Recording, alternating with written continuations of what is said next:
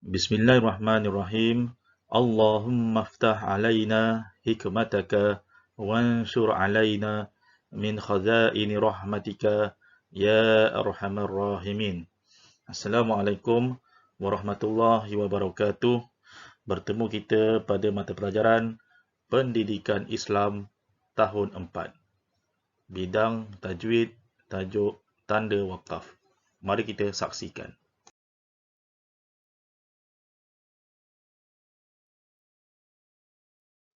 Sebelum kita melangkah dengan lebih jauh, mari kita lihat pada paparan gambar yang diketengahkan.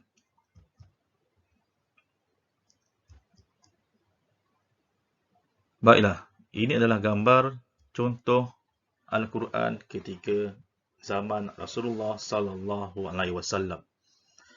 Seperti yang anda tahu, ketika Rasulullah hidup, Rasulullah telah melarang sahabat-sahabatnya untuk menulis dan membukukan Al-Quran. Ini kerana baginda khawatir sekiranya Al-Quran itu akan bercampur dengan wahyu yang diturunkan oleh Allah dan juga perkataan-perkataan yang terdiri daripada hadis-hadis Nabi. Namun, terdapat sebilangan kecil sahabat yang menulis Al-Quran di atas lembaran-lembaran kayu, pelepah-pelepah kurma, tulang dan juga batu. Contoh di gambar ini ialah di mana Al-Quran ataupun ayat Al-Quran ditulis di atas serpihan-serpihan tulang. Kemudian, Al-Quran dijadikan mashaf di awal pembukuan. Kita lihat ketika ini Al-Quran ditulis tanpa titik, tanpa tanda wakaf dan tanpa baris. Kerana apa?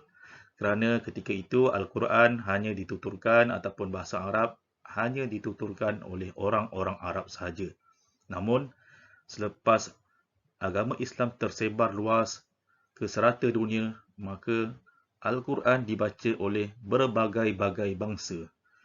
Maka, untuk memudahkan berbagai bangsa ini membaca Al-Quran dalam bahasa Arab, maka tercetusnya ilham untuk meletakkan titik, tanda baris dan juga tanda-tanda wakaf di dalam Al-Quran.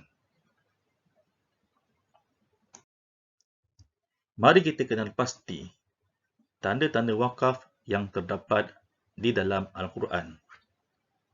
Yang pertama, tanda mim kecil.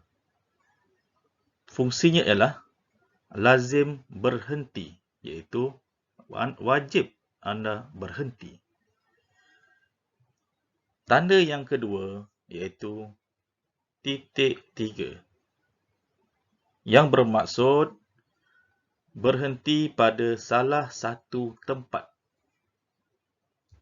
Yang ketiga, huruf qaf dan juga lam yang bermaksud lebih baik berhenti daripada meneruskan bacaan. Yang keempat, tanda jim kecil yang bermaksud harus berhenti atau meneruskan bacaan. Di sini anda mempunyai dua pilihan. Sama ada untuk memberhentikan bacaan atau menyambung bacaan. Yang kelima, tanda huruf sad dan juga lam yang bermaksud lebih baik meneruskan bacaan. Dan yang terakhir, lam alif. Di dalam bahasa Arab, lam alif ini bermaksud la. La iaitu tidak. Kenapa? Tidak boleh berhenti. Seterusnya, mari kita baca contoh-contoh ayat yang berkaitan dengan tanda-tanda wakaf. Tanda wakaf yang pertama, lazim berhenti. Bismillahirrahmanirrahim. Alladzina yasma'un wal mauta. Kita ulang lagi sekali. Alladzina yasma'un wal mauta. Lihat, apabila ada tanda mim kecil ni, berhenti pada yasma'un. Yang kedua, titik 3.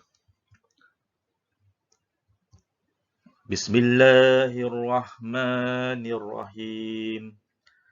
Zalikal kitabu la raiba fihi hudal lil muttaqin. Baiklah, di sini anda ada dua cara untuk baca. Yang pertama, kita berhenti atau pilih pada salah satu tempat. Tempat yang pertama, Zalikal kitabu la raib. Kita ulang lagi sekali. Zalikal kitabu la raib. Pada tempat yang pertama. Cara yang kedua, Zalikal kitabu la raiba fih. Diulang lagi sekali. Zalikal kitabu la raiba fih.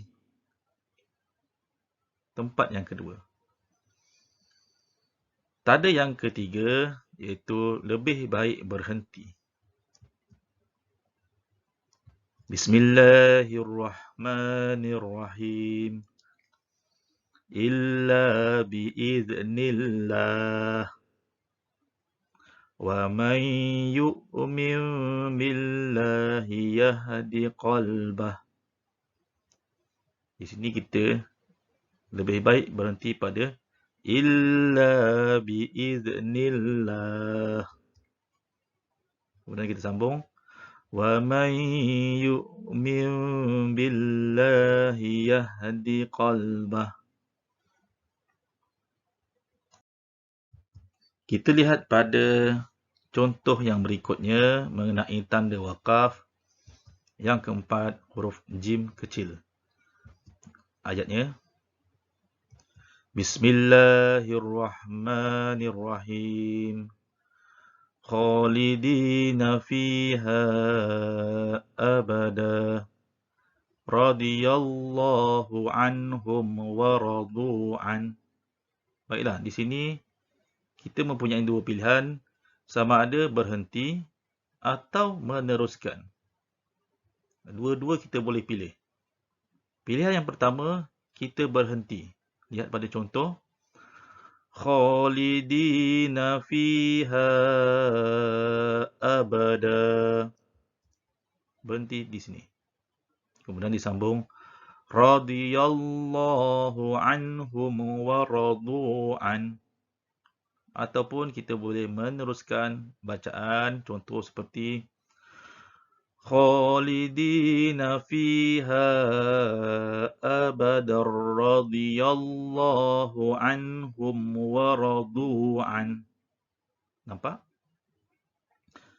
Tanda bacaan ataupun tanda wakaf yang kelima iaitu shad dan juga huruf lam yang bermaksud boleh meneruskan bacaan. Contoh ayat. Bismillahirrahmanirrahim. Kalla la yumbazanna fil hutamah. Diulang lagi sekali. Kalla la yumbazanna fil hutamah. Ini tandanya. Kemudian yang terakhir iaitu lam alif yang bermaksud la. Yang tidak boleh berhenti. Bismillahirrahmanirrahim. Allazina tatawaffahumul malaikatu tayyibina yaquluna salamun alaikum. Lihat. Pada perkataan tayyibin dan selepasnya yaqulun, kita tak boleh berhenti pada tayyibin. Bermaksud tidak boleh berhenti kerana ada tanda la. Kita ulang lagi sekali. Allazina tatawaffahumul تتوفاهم الملائكة طيبين يقولون سلام عليكم. Alhamdulillah, anda telah pun dapat menyaksikan paparan video mengenai tanda-tanda wakaf dan juga contoh-contoh ayat yang berkaitan dengan tanda wakaf. InsyaAllah, kita akan bertemu pada video yang seterusnya. Dan saya akhiri dengan ucapan wabillahi taufiq wal hidayah. Wassalamualaikum warahmatullahi wabarakatuh.